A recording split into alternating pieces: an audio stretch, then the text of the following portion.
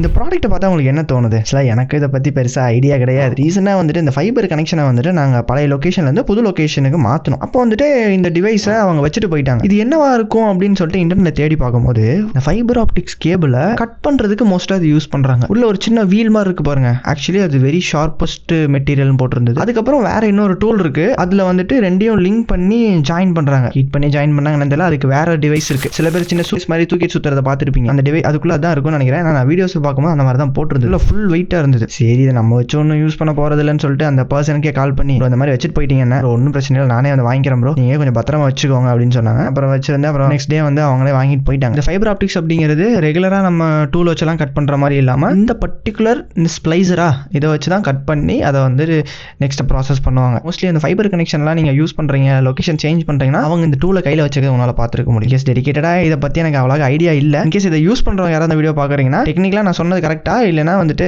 வேற எதுக்காவது யூஸ் பண்றதா அப்படிங்கிறதையும் கமெண்ட்ஸ்ல போட்டு விடுங்க. அவங்க அடுத்த வீடியோல மீட் பண்றேன்.